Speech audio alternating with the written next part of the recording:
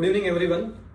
आज जीएसटी को थोड़ा रेस्ट देते हैं और आज आते हैं थोड़े इनकम टैक्स के ऊपर, क्योंकि फिनेंशियल ईयर 2021 के लिए आप सभी को सिलेक्शन करना पड़ेगा कि you want to go for the new scheme of income tax या फिर आप कंटिन्यू करना चाहते हैं ओल्ड स्कीम के पास।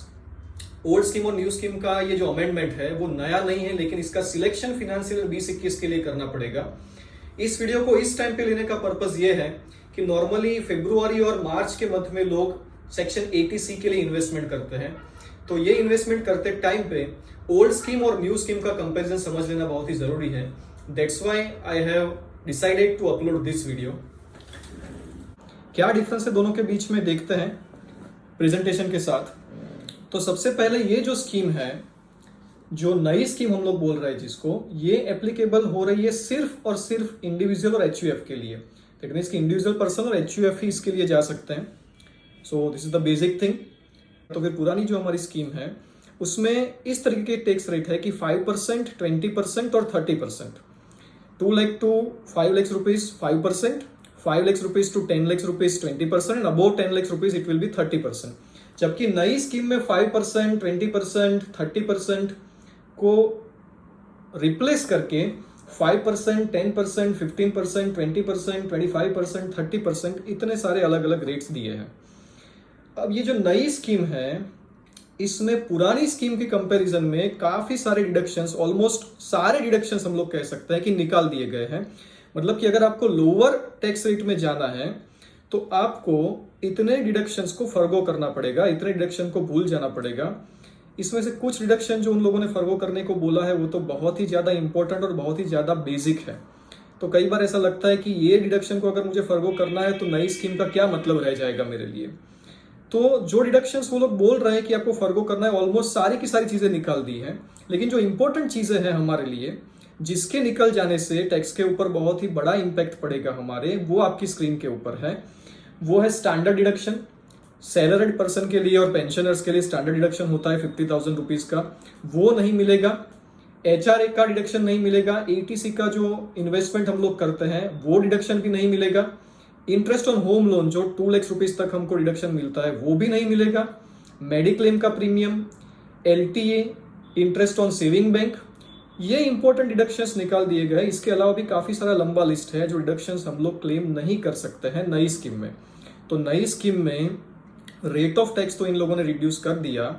5%, 20%, 30% की जगह पर 5%, 10%, 15%, 20%, 25% और 30% के टैक्स रेट इन लोगों ने एप्लीकेबल किए। लेकिन सामने इतने सारे डिडक्शंस हमारे निकाल दिए गए। अब इसको एग्जाम्पल के साथ हम लोग देखते हैं ताकि आपको पता चले कि कौन सी स्कीम हमको ऑप्ट करनी चाहिए और कौन सी स्कीम हमको ऑप्ट नहीं करनी चाहिए।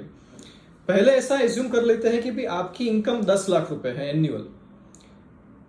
ऐसा भी एज्यूम करते हैं कि हमारे पास इतने 4 डिडक्शन तो है ही। कौन से 4 डिडक्शन है? 2 लाख रुपए का होम लोन का इंटरेस्ट है, 50,000 रुपीज का स्टैंडर्ड डिडक्शन है, एटीसी का 1.5 लाख का डिडक्शन भी है और 25,000 रुपीज का एटीडी में मेडिक्लेम का भी हम लोग डिडक्शन क्लेम कर रहे हैं। तो अगर आप पुरानी स्कीम में कंटिन्यू करते हैं तो आपकी टैक्सेबल इनकम होगी 5,75,000 rupees he.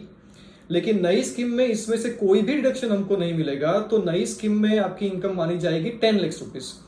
So under the old scheme इस सिचुएशन में हमारा टैक्स बनता है अराउंड 27,500, पर नई स्कीम में इसके ऊपर टैक्स देना पड़ रहा है 75,000 रुपीज। भले ही रेट ऑफ टैक्स कम हो गया है, फिर भी 75,000 रुपीज का टैक्स हमको इसमें पे करना पड़ रहा है। लेट्स एज्यूम कि हमारी इनकम 9 लाख रुपीज है। अब अगर 9 लाख रुपीज की हमारी इनकम है और इतने सारे डिडक्शन हम लोग अगर क्लेम कर रहे हैं ऑलरेडी, मतलब कि मेरा होम लोन भी चल रहा है जिसमें 2 लाख रुपए का इंटरेस्ट है, मैं सैलरीड पर्सन हूं मान लीजिए और 50,000 का स्टैंडर्ड डिडक्शन है, 1.5 लाख का ईटीसी है, 25,000 का मेडिक्लेम है।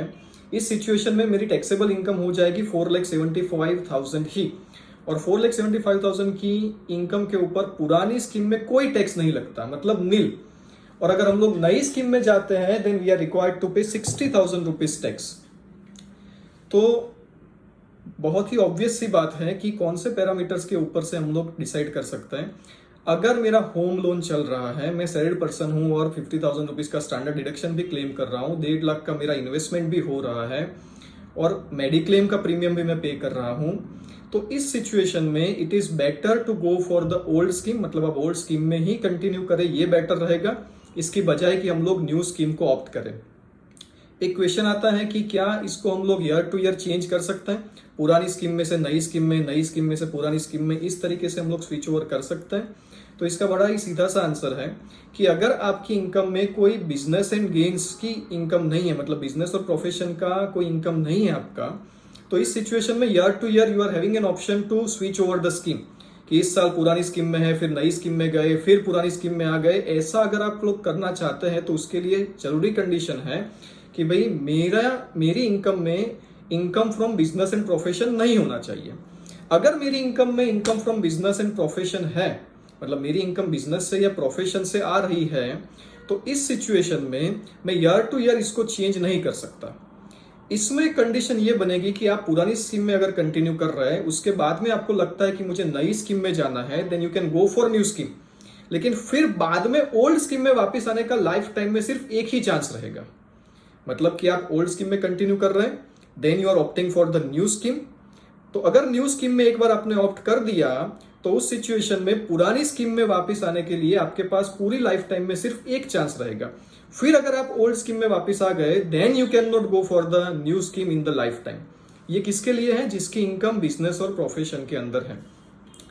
तो आसान सी बात यह है कि अगर हम लोग डिडक्शंस क्लेम कर रहे हैं, अगर मेरी होम लोन है, अगर इन्वेस्टमेंट्स है, ईटीसी के मेडिक्लेम है, ये सारी चीजें हैं, then I should go for the old scheme only. मुझे ओल्ड स्कीम में ही कंटिन्यू करना चाहिए। तो पैरामीटर्स कौन से हैं जिसके बेस पे हम लोग डिसाइड करते हैं कि whether we should go for the old scheme और द न्यू स्कीम? तो नंबर 1 है कि मेरी इनकम कितनी है, वो एक सबसे बड़ा इश्यू है। मान लीजिए कि अगर आपकी इनकम 30 लाख रुपीस भी है और इतने डिडक्शन अगर आप क्लेम कर रहे हैं, 2 लाख का इंटरेस्ट है, उसके बाद में 50,000 का स्टैंडर्ड डिडक्शन है, 1.5 लाख का ईटीसी का इन्वेस्टमेंट है, 25,000 का लेट्स से मेडिक्लेम है, तो भी नई स्कीम की कंपैरिजन में आपका टैक्स पुरानी स्कीम में कम आएगा, even if your income is around 30 lakh rupees. तो दूसरा और सबसे इंपॉर्टेंट क्राइटेरिया है कि भाई how many deductions I can claim, मतलब कि मेरा इन्वेस्टमेंट है या नहीं, मेरी होम लोन चल रही है कि नहीं। इन सारे बेसिस के ऊपर you should decide whether you should go for the new scheme और you should continue in the. तो सिलेक्शन बहुत ही क्लियर है यहाँ पर कि we should go for the old scheme only. Old scheme में ही हमको कंटिन्यू रहना चाहिए। अगर कोई ऐसा है कि जिसकी ना होम लोन है, ना एटीसी में कोई इन्वेस्टमेंट कर रहा है, बिजनेस कर रहा है और सैलरी की इनकम नहीं है, तो स्टैंडर्ड डिडक्शन भी नहीं है 50,000 का, मेडिक्लेम का भी इतना प्रीमियम नहीं है, ऐसे कुछ लोगों के लिए the new scheme may be beneficial, but for most of us we should continue with the old scheme as per my opinion. Thank you very much.